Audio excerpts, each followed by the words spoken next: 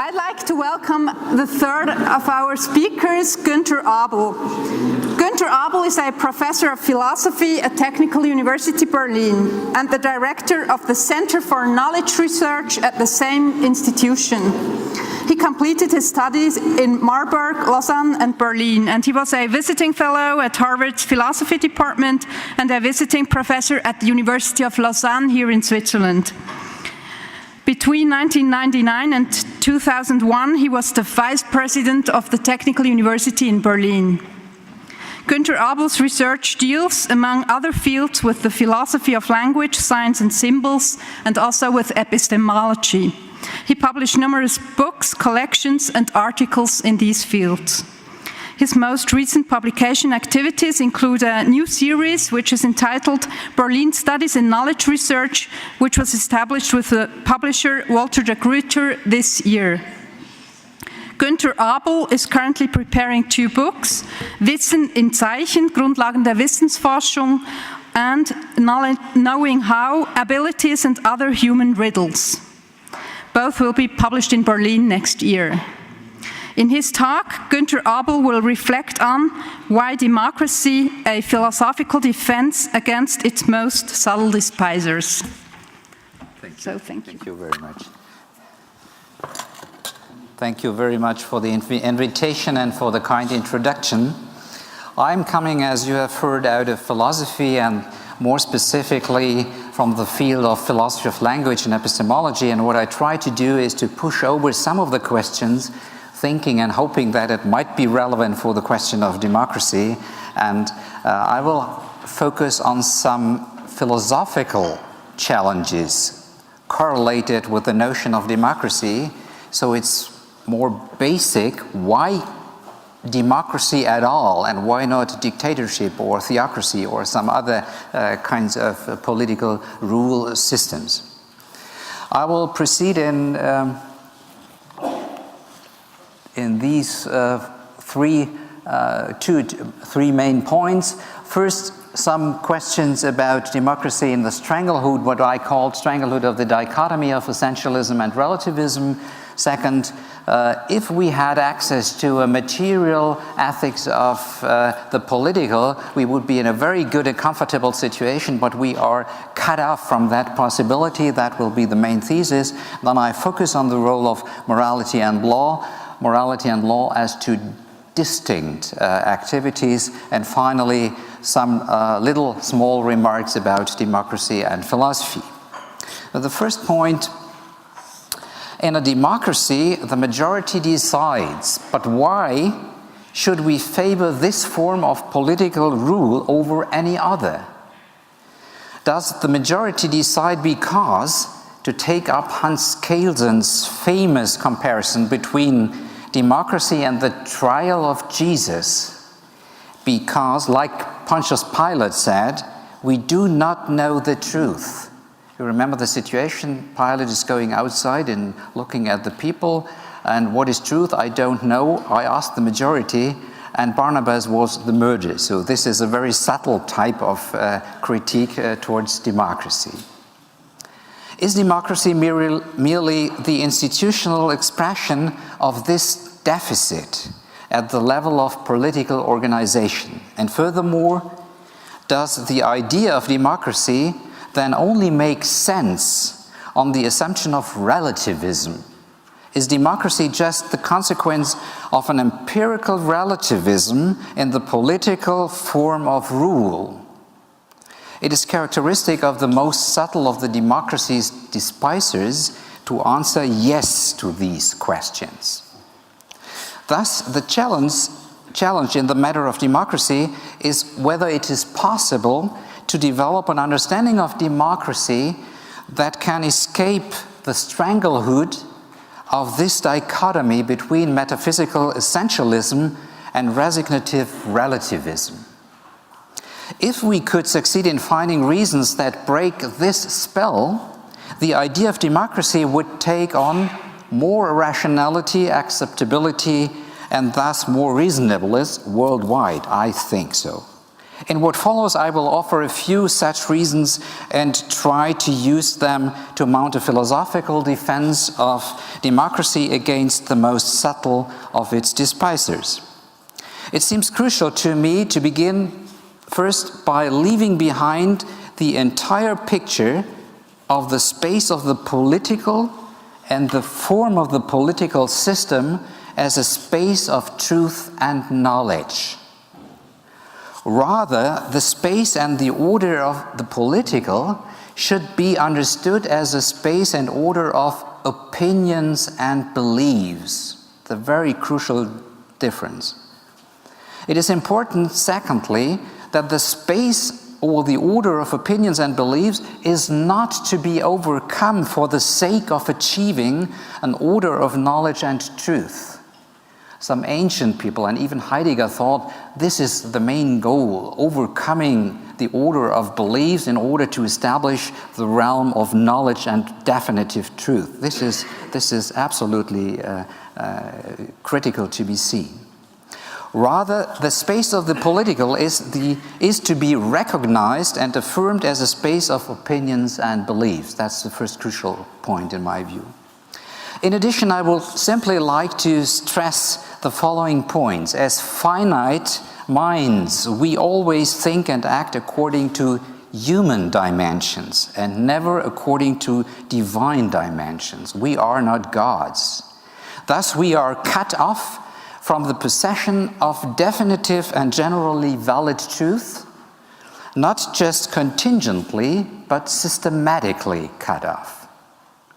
This has consequences, I think, for the conception and justifiability of ethics and the political. For me, it is precisely this insight into our finite nature and our finite horizons that forms the starting point for two essential components that I want to emphasize. First, for a pluralistic and perspectivistic ethics of intersubjectivity and freedom of the individual perspective. And second, and this goes concerning persons, individuals, societies, states, relationships between whole cultures. And second, for laying a philosophical foundation for democracy beyond the traditional dichotomy of essentialism and relativism. It is of crucial importance, I think, to leave behind the dichotomy between essentialism and relativism, and I see the traditional conception of democracy in the grip of that dichotomy. And the question is, how can we bring it out of this grip? I think we have to leave behind the dichotomy as a whole, not just to be some days I'm a little bit more essentialistic and then I'm a little bit more relativistic, but the whole dichotomy is a deficit and a strange dichotomy. We have to try to gain a foothold beyond the whole dichotomy. If we do so, I think we can approach the two core problems of the theory of democracy, the two core problems seen in the philosophical perspective. This might be of no interest at all for political sciences and other people, but it's just for us, we are focused a little bit on that. The two core problems are the relation between freedom and equality, and the second problem is the compatibility of freedom with legal coercion done by the state. This was my first remark, the first point. Second, a material ethics of values and the political point of questions. The idea of a material ethics of values and the political is untenable under a critical point of view. Any attempt at this sort of ethics would have to provide, and this is a crucial thing, a criterion of material content that is at the same time universal. All efforts in this direction are doomed to fail. We cannot have moral maxims and laws that are at once both material and universal. It might be and it is my subjective moral maxim to take a double espresso before going to give a conference, for instance. but I will never be so foolish to think that this could become a universal law for everybody in the world. So material points and universalizable points don't go together. That is a very crucial thing, because democracy, in my view, is not a substantial material component. It's more a procedural form of law and rule of and form of political rule.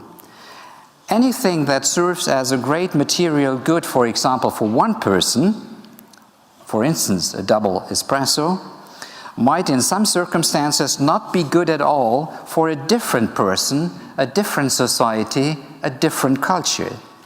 Thus, we will never succeed in finding any material universal principles, that is, principles that specific material content that we can hold up as general and universally valid, that is, as universalizable principles. We have only procedural principles at that level. That's a very, very important point, I think.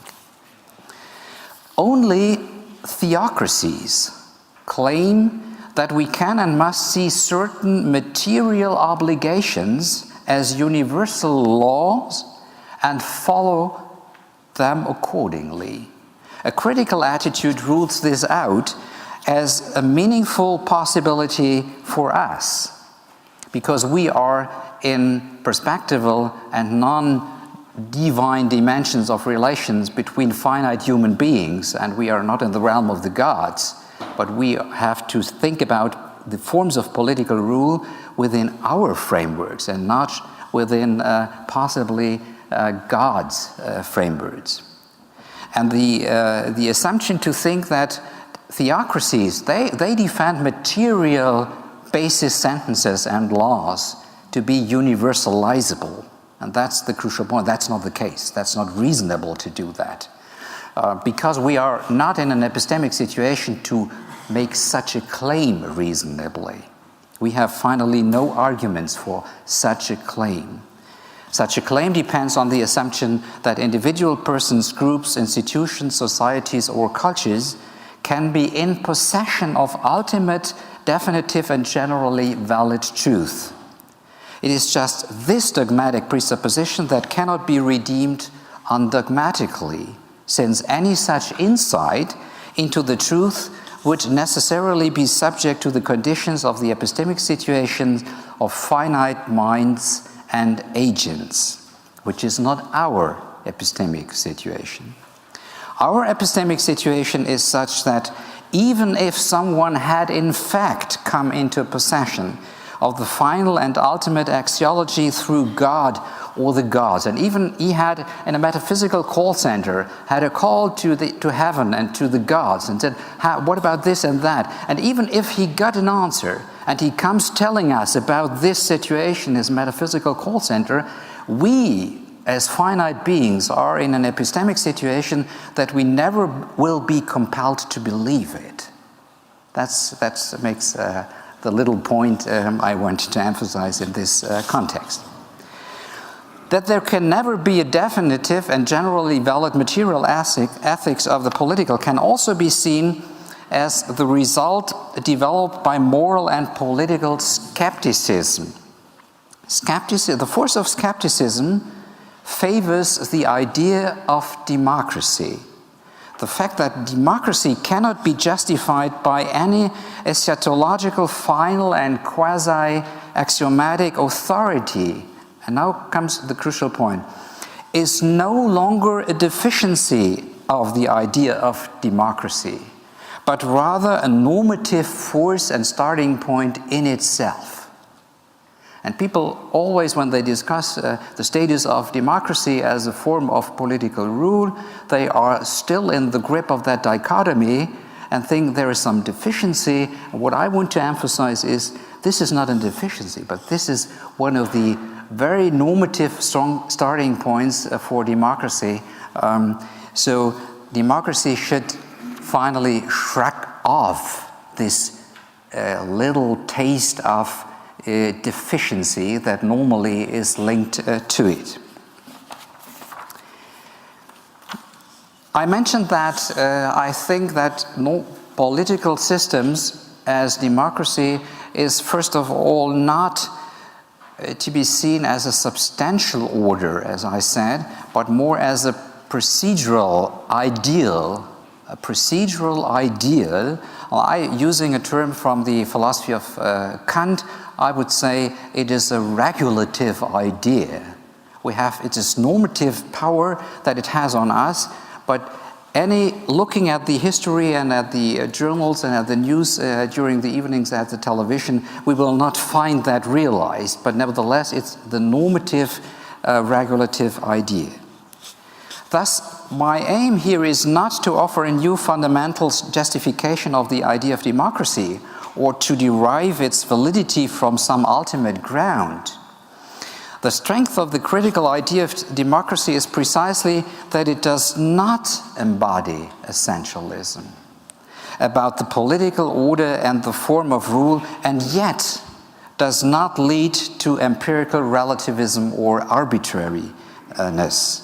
The point that I'm getting at here is that democracy as a form of rule is neither adequately described within the dichotomy between essentialism and relativism, nor can it simply be reduced to Winston Churchill's famous pronouncement. This is to bring it out of that grip, the famous pronouncement that you all know, quote, "Democracy is the worst form of government, except for all those other forms that have been tried from time to time," end quote. Yes, normally one has in one's head, this is the picture, so that is why we have to emphasize democracy. There is nothing better. So, and I try to give some arguments that we are not in that bad situation, as Churchill said. Rather, the point is that we do not have to keep maneuvering within this older picture. We can take a position beyond that scenario. This strikes me as an important point, especially under today's conditions of globalization and interculturality. And I remember the little remark that I made to the talk of Hans-Peter Gries during our morning session. Third point, law, morality and law. The context we have been describing makes clear the important role of law as distinct from morality. We have seen that a perspectivist ethics of intersubjectivity between individuals as well as between societies and states and cultures corresponds at the level of the political system with a liberal, freiheitliche, an egalitarian, gleichheitliche, and pluralist, eine pluralistische democracy. Now this brings us now to the character of the legal state, the constitutional democracy, die rechtsstaatliche Demokratie. The law formulates rules that organize our public and shared life together. The role of law in creating peace and justice is primarily exercised in preventing a particularly moral, a particular ought of individual persons, groups, or institutions from setting up the beliefs that characterize their particular understanding of the self and the world as generally valid, and from enforcing and legitimating them. Each one of us has final reasons that guide us in our attitudes and actions. Yet these individual final reasons may not be conflated with the idea of final justification. This would, if we do that, this would amount to the end of the irreducibly free, equal, and plural relations of perspectivity. Thus, a transsubjective perspectival ethics is critical, an ethics that I would like to defend. Not today, but I defend that conception of ethics and of intersubjectivity. Thus, a transsubjective perspectival ethics is critical towards the idea of moral political rule. Political believers or political faith are not the solution of the problem. but a component part of the problem. By political faith, I mean the attitude that sees it as normatively binding and imperative that one should provide those other persons, groups, and institutions, and in the extreme case, even all people who do not share my or our view with definitive solutions, even sacred or secularized salvific solutions, even redemption. As long as the ought, das Sollen, the ought is a particularistic and moralizing and or a fundamentalistic ought, and it is not the way to reach peace, freedom, and justice among people.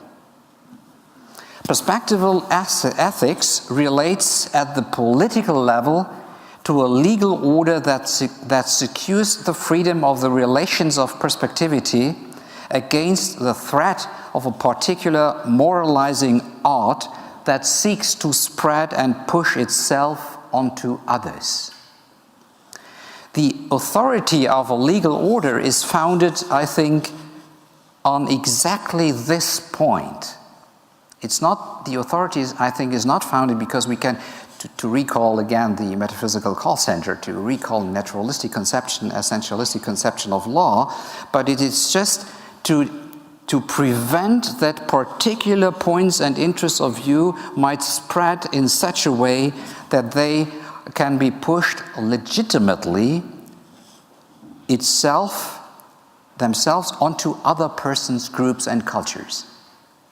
We have no argument for that in philosophy we cannot mobilize any sanction and to make it legitimate to do things in that way. And given that the legal order starts from this point, I would like to emphasize that from this point it can legitimately exercise coercion and authoritative command in order to uphold the liberal, egalitarian, and plural relations of the perspectivity, and that is a crucial point, I think. Rightness by legal standards is not and does not mean definitive truth. And to conflate the two is to fundamentally misunderstand the legal order or sacral or essentialist order of truth. The law does not know and should not aim at knowing what in ultimate truth the essence of human actions and of all human things is, as the older model of essentialism might have put it.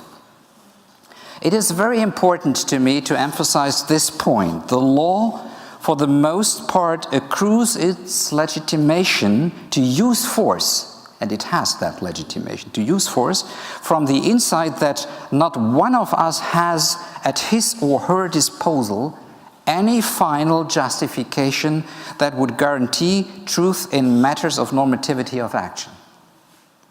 For this reason, there is no philosophical or legal legitimation for anyone to enforce his or her own final moral, personal, and political reasons onto other persons or groups with bloody violence if necessary.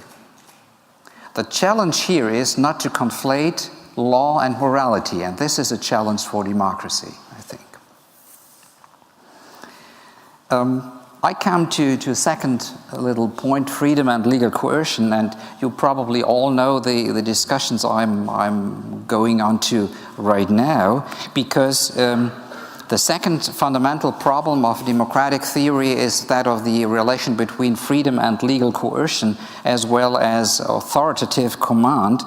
And several theoreticians of the state see a contradiction in this pair of concepts based on the idea that one cannot have, that's the thesis I want to attack, that one cannot have freedom and legal coercion at once. This fact would represent a particular challenge for democracy, even a basic self-contradiction. The hidden thesis behind it is that the conception of democracy is self-defeating and self-contradictive.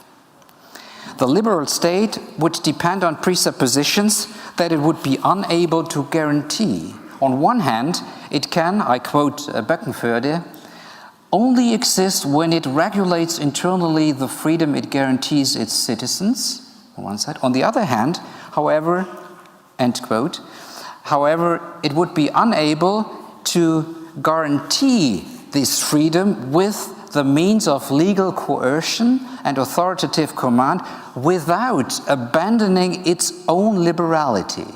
That's the logically spoken self-destructive component that some of the people say. I do not agree, and I will give some arguments why I think that this is not the case.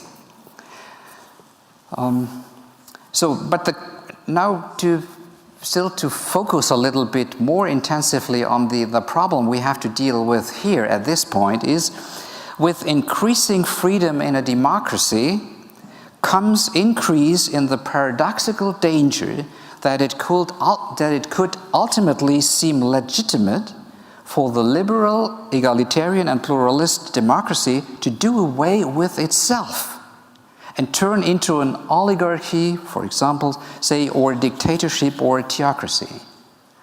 It seems to be primarily increasing liberality that opens this possibility of self-destruction.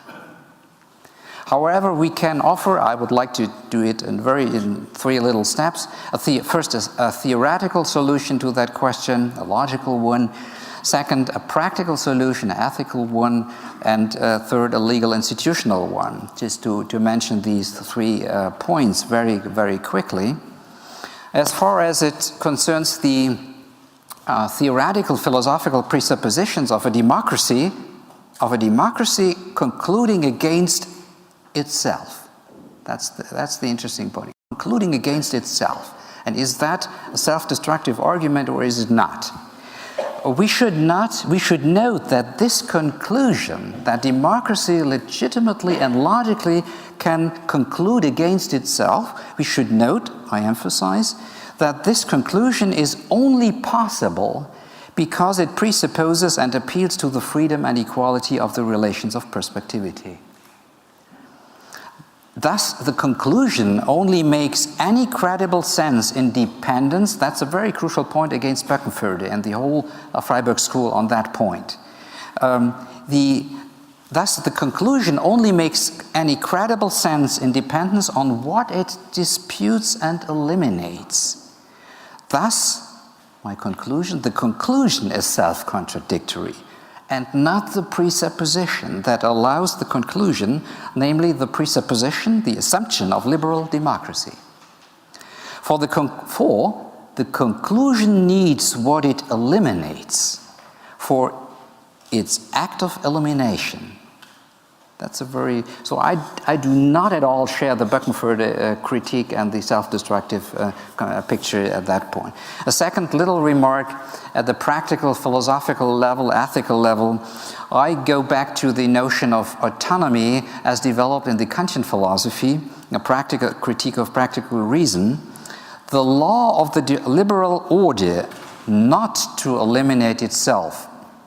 The law of the liberal order not to eliminate itself is the only law that the liberal order can follow without destroying its own freedom. For this is a law that the liberal order gives itself for its own sake. That's what we call autonomy, self-legislation. This is what it means to speak of autonomy. Thus, the liberal order gains freedom through this only seemingly restrictive law. Whereas in the other case, it acts against its own logic and sense. Thus, the resolution not to eliminate itself is the manifestation of a positive concept of the freedom of this order itself, its own autonomy. It's nothing that concludes or amounts to a self-destructive effect. The only loss here, I will emphasize, that is the only thing reason relinquishes, is the hope for a fundamentalism or a theocracy. But I think we can do can do well to give up both of these.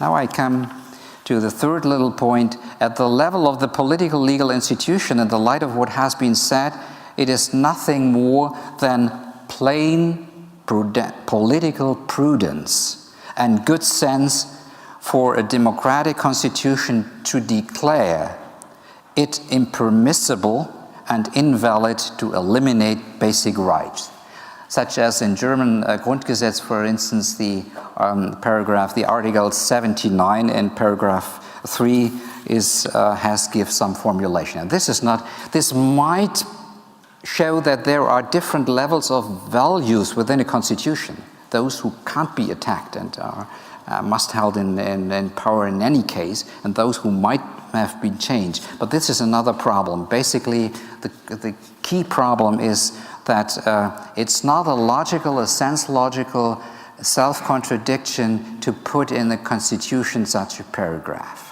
So we are not only in the situation of Winston Churchill, just to remember that again. Now, very, very short remarks, and I do not want to go into it, but you can easily imagine that there has been and there is a debate concerning the relations between philosophy and democracy. And as long as philosophy had in mind these metaphysical dreams, I call them metaphysical dreams, metaphysical calls in that we want the final, ultimate, eschatological ultimate, final grounds for human beings and human actions. As long as this, we should be very careful and say, I would prefer democracy and give a priority of democracy against philosophy. But given a self-critical philosophy, a philosophy that is based on the perspectival relations between humans, groups, institutions, states, societies, and cultures, in the way I sketched at the beginning of my talk, I think philosophy is no longer in the situation to be in a position of battle against democracy, but this type of philosophy of perspectival interpretationalism, I would call this, is a type of philosophy that corresponds to the idea of democracy at the level of the form of the political order. I will not go into that, but simply, I'm sure you know the debates about Richard Rorty in the United States about these questions. But I want to emphasize a little point,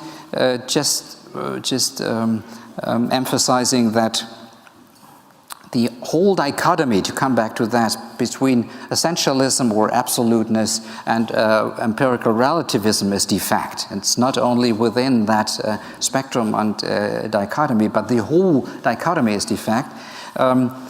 Sometimes people say that the failure of being able to give a justification for democracy means that then we are back to empirical relativism, and relativism in a very strong form.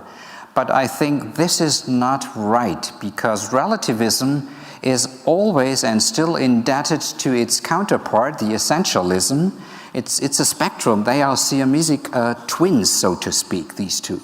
And if people sometimes say, for example, that after the collapse of the philosophical idea of final justification of democracy and some other things, everything is arbitrary, they have, I think, committed at least two logical errors. First, with this claim, they take a position and an interpretation that makes use of precisely that absolute point of view that is no longer available within the framework of relationships of perspectivity. So that means defend relativism. Sense logically always already depends on presupposing the hidden possibility of absolute essentialism, because the two are intertwined in a very, very strong way. So and that means, I think, that relativism can't be defended, given that we can't describe our finite being's epistemological situation as a situation of gods, but as a situation of finite beings and agents. And the second little remark on that point is simply that nobody of us can ever and has ever been really a relativist in a very strong sense. Nobody of us, I think, would subscribe the sentence that every position is equally valid to every other position. We would never, thinking about that, we would never accept that. That means our way of thinking, our way of acting, our way of speaking rules out the significance of relativism in that strong sense. So the point I want to emphasize is simply this: to go back to relativism doesn't bring us in a better position, because on one side it is linked to the always already presupposed absoluteness and essentialist position, and on the other side you can't spell out what relativism might be if you look at it very closely. So I come to a final little point, and that is very important for me, because I think if we are not in the situation of that metaphysical call center to have definitive and ultimate answers in theory, in sciences, in ethics, in the realm and the space of political decision making, if we are not in that situation, and I defended that position, then we are enormously responsible for what we are doing, because we are now cut off from the possibility to say, well, I called up the metaphysical center and I had such and such an answer. It was my family, it was my tradition, it was my cultural context, and so on. We have to be responsible for what we as individuals and as groups and institutions do. That means we have to take over responsibility in a completely new sense of responsibility, because it's not that we have to follow some hidden rules and be responsible in that sense, but we have to be responsible for our decisions in democratic context, procedural, knowing that tomorrow we might come to the insight that it was a completely false decision that we made. So this is in this sense, I think democracy can be qualified as the only political form, or the form of political rule, that is responsible, and all other forms, if you allow that rather fine point on it, by saying that all other forms of political rule are ultimately irresponsible. That's a very, very hard. Democracy is a hard thing. If you have different interests and you have the battles to gain the majority, then you have to use arguments and many other things. It's a hard thing, but that heightens up the level of responsibility that we are linked with accepting democracy. So I come to my conclusion, thus to repeat the point once more in conclusion against the subtlest of democracy's despisers. We can maintain the idea of democracy does not originate from the circumstance that we are not in possession of a truth, nor does it arise from a merely empirically relativist worldview, rather that we are systematically cut off from both. That means from an essentialistic ultimate truth and from a relativistic and relativism of arbitrariness, and this is in itself intrinsically a normative starting point for a pluralist and perspectivist ethics and form of the political rule. That means democracy. Given that, I think two remarks to finish. First, by now democracy should have shrugged off the connotation of deficiency, which is an enormous step. And secondly, I think, and I come back to the conference of Mr. Kries this morning, democracy's career is only just beginning on a global scale under the conditions of globalization, interculturality, and mediatization. Thank you very much for your attention.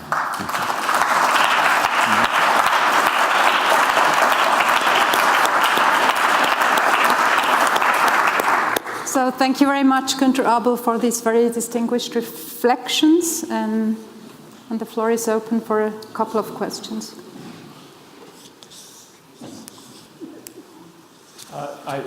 Is this on? Yeah, okay. I thought that was a fantastic presentation, and I want to ask about a further question about the relationship between freedom and legal coercion. In particular, if I grant the premise that society does not require a universal truth to be legitimate, then a question arises about, well, what is the legitimating source? What is the alternate source legitimation? And so as I was hearing you talk, I was trying to think about the difference between the argument I hear you making and the later Habermas arguments. I'm thinking in particular about the 1996 book, which in English the title is Between Facts and Norms. I don't know the German title. And there I read Habermas making some of the same, my reading is some of the same,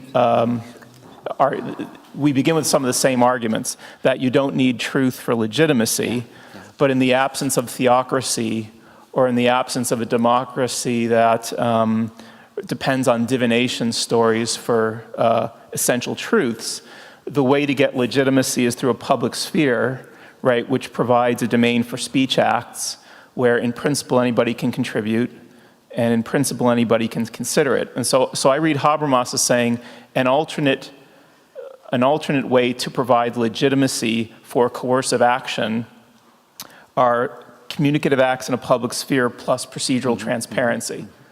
Yeah. Is your argument, is that plan sufficient, do you think, to provide legitimacy in the absence of divination, or would you argue that we need to do it a different way? I would like to argue that we have to do it in a different way, and I can spell out some of the steps of that different way. I had Habermas a lot of discussions with him on that point. To give you an example, when he is talking about discursive ethics and politics and rational argumentation, and his colleague and friend Karl Otto Abel even is talking about the a priori of the communication society, I think they are still within the grip of that dichotomy of essentialism and relativism. That I need to argue for that in detail, but I just to put it that way. And instead, there is a basic rational attitude in the Habermasian type of argument that I do not agree with, because he tries to get it in such a deep way into personal activities, like even the existential level of being in the world as always rationally organized. And then he tries to get out normativity starting from these points. What my key point is, and that is completely different from his, is I do not want to go back into such a background and restarting from final grounds or final rationality arguments or final rational structures being involved in our existential being in the world ethically and politically, but I want to make serious work on this simple question that we are never in a position that we can bring 2, 3, 4 persons, 2, 3, 4 societies, 2, 3, 4 states or cultures under one common horizon from which we can then deduce normativity and political and the legitimacy for coercion in the states.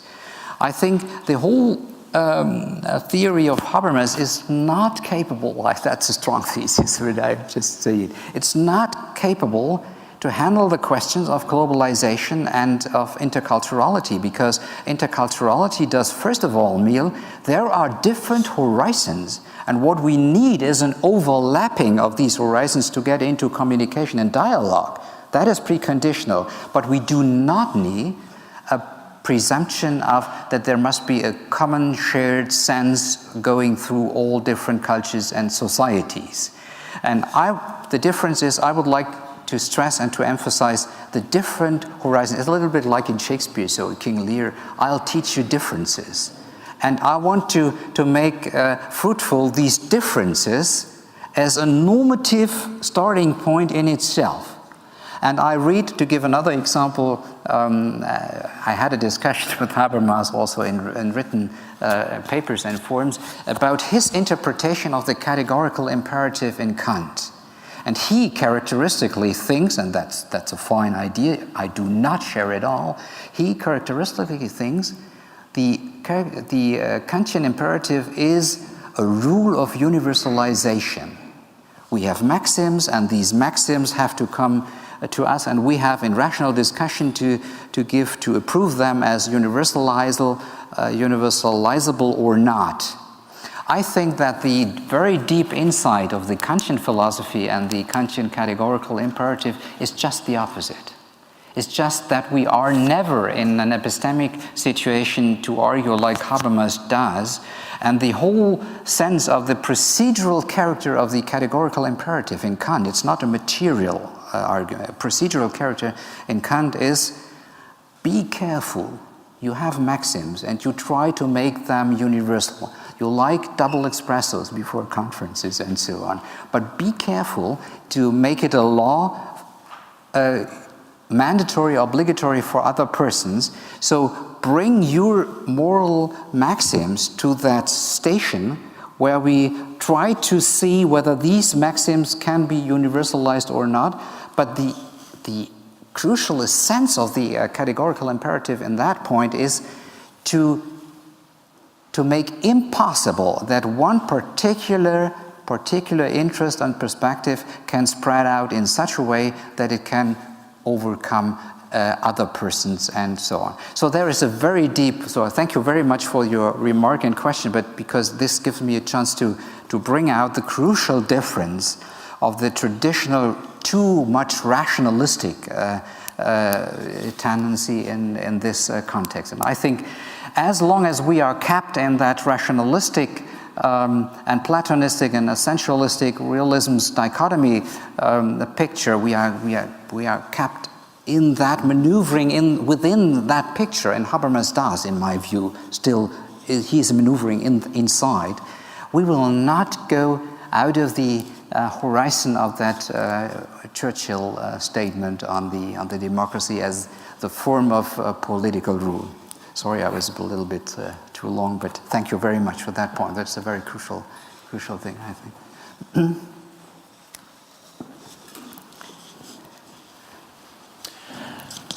Yes, Gilles Dubochet, thank you very much for this interesting presentation. So I found your proposal for arguing in favor of democracy by removing both absolutism and relativism as an argument in favor of democracy very intriguing. When speaking about questions of moral principles or balancing the interests of one group against those of another, amongst other problems. But in recent years, democracies have been asked to solve problems of a different nature.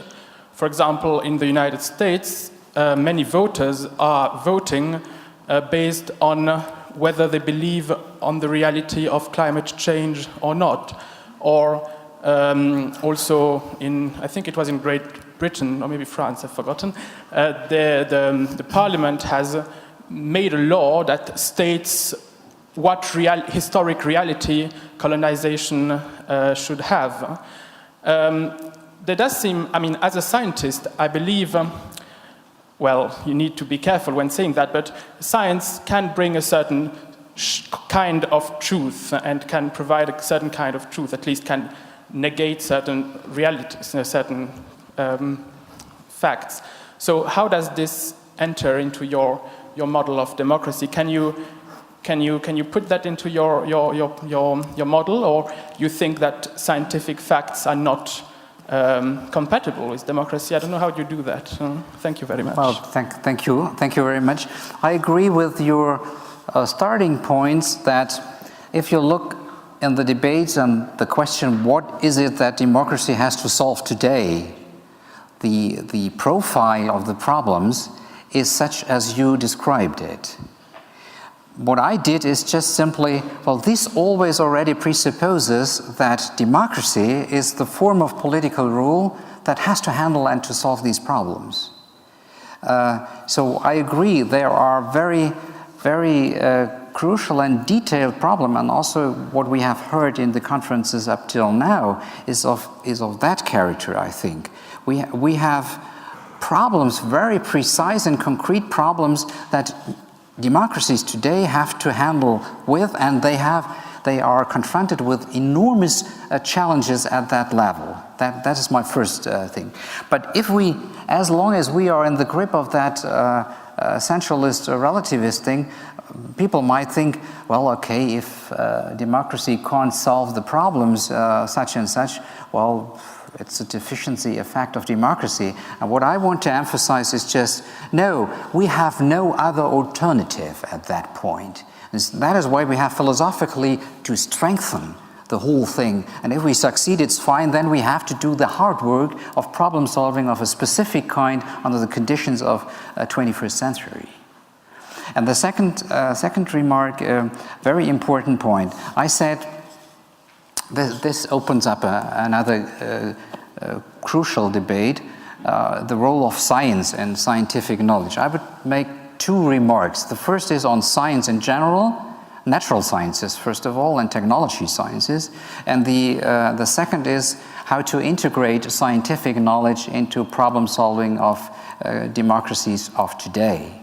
I think, but it's just a strong thesis, why I must have time to develop it, but here is my thesis, that we are cut off from a definitive and ultimate truth also in sciences.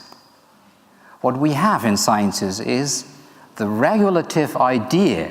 So if we think about, there are people in philosophy of sciences, Bas van Fraassen and some other things, that definitely defend the thesis, and I would agree with them. Scientific sentences do not have to be in that metaphysic essentialistic sense to be true, but they have to be instrumentally adequate. They have to be successful in describing the world, in organizing the world. So that is the first an enormous problem, I agree. We tend to realize truth in the sciences, but the status of talking about truth in the sciences is the same as in ethics and political order. It is the status of a regulative idea. It is not that we might end up being within or inside a final truth. We are cut off from that possibility. So that was the first remark. The second remark in that area is, of course, the challenges that we run into actually in contemporary democratic societies are such that part of the problem solving apparently are scientific knowledges and techniques and technology questions.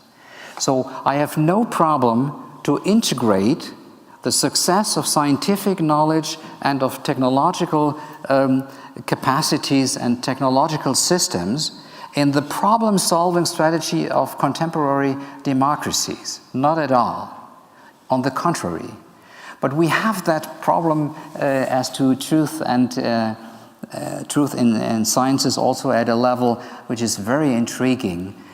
We had already heard of the notion of scientific expert.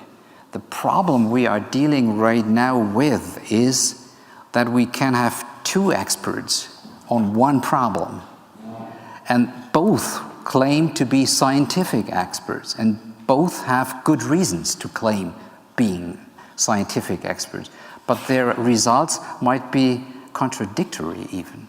So this is a very interesting point in itself. And now I come with my point of responsibility. Given this situation, even in theory and in the sciences concerning truth, we have to take over the responsibility. If we have two experts with controversial perspectives and opinions, we have in a gremium and the people legitimate to take a decision, to make a decision, they have to make a decision. And they have to take over the responsibility. That's for me a very important ethical point, politically ethical point. We have to take over the responsibility. That is now our decision. And as I said, tomorrow it might come an argument saying this was completely nonsense, what you have decided. This is just, we can't have that democracy type of argumentation without metaphysical call center. without this type of responsibility. We have to make decisions, and decisions have to be made under the pressure of time. Democracy is a very hard thing. Sometimes theoreticians do not realize that. It's a very hard thing. We have a judge, for instance, or some other people have to make a decision under the pressure of time. It's not to discuss problems with endless perspective. We have to come to an end, and we have to take over the responsibility for that decision. But the rule of scientific knowledge is completely integrated, and if I had to talk about that, I would emphasize this aspect. Thank you. I'm afraid we also have to come to an end of this session. I'd like to thank Günter Abel very much again, and we will have more time for discussion now during dinner break. And first of all, thanks again, Günter Abel.